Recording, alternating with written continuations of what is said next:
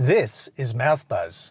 While most people wait for flights by scrolling or sipping bad coffee, one of us ran a full-blown observational study in the Uluru departure lounge. The findings? Tourists are curious creatures and terrible customers.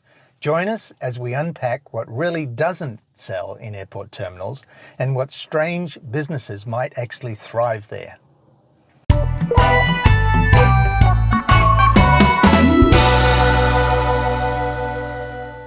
So apparently, souvenirs don't sell at the airport you were at. Well, do you know, being a bit geeky... Yes, you acknowledge that you are a geek. Being a bit geeky. While waiting for a flight out of Uluru, so I was in the airport waiting room. I pulled out my notepad and there was about 150 people in the room. And so I did an observational study of all these people. You're a weirdo. And I conducted an unofficial social experiment that proves tourists are fascinating, because they were, and mildly disappointing retail customers. That was pretty much the outcome. What I looked at was, at the gate, it was like a senior safari, right? Because 90% of the passengers were aged 60 and over. So it's unclear whether this was a departure lounge or whether it was an aged care adventure club excursion. Possible business ideas, given the age group: a pop-up chiropractor, or maybe a get up and stretch subscription service that leads guided squats at the gate.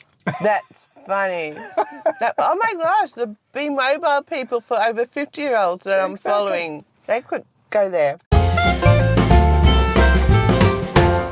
Now, 60 to 80% of the males, the men in the room, were overweight versus 20% of the females. Isn't that interesting? So maybe the women are still walking Uluru's base walk, while the men walk directly to the buffet and then taking a long rest. Business idea: cargo compression shorts. Stylish and forgiving.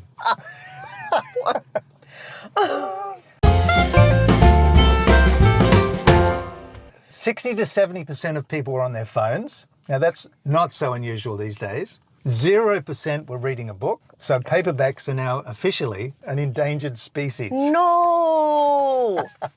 So what we could have as businesses, Audible could sponsor the gate, or maybe a scrolling competition with points for how long you can look concerned while doom scrolling.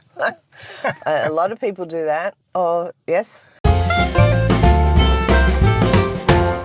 So there was very few people in the gift shop and a couple of people in the cafe. So basically nobody was shopping. So how about delayed departure group therapy? Come process your life choices and your travel ones now with herbal tea.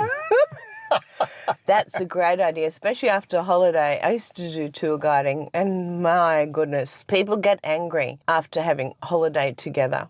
Oh, right, the closeness and... Yes, yes. Sharing a hotel room, can't go anywhere separately. Yeah.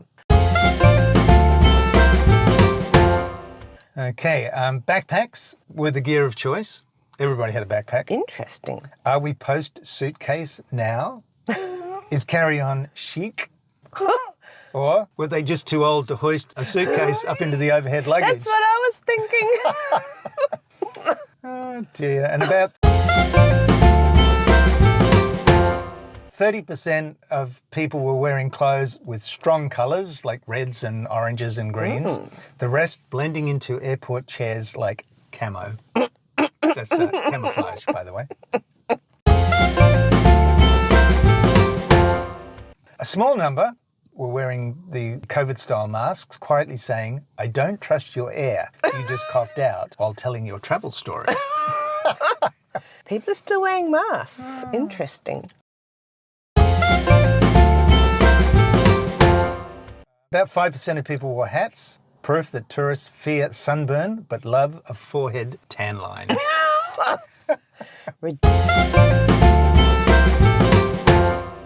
That's funny. If the cafe can't sell a single croissant and the souvenir shop only customer is the guy who needs gum, what should go into an outback airport lounge? No idea. Luxury foot massage station. Oh, yes, please. Live wildlife photo booth with a very tired kangaroo.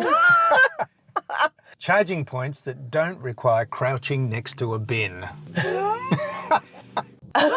you go. We're full of ideas.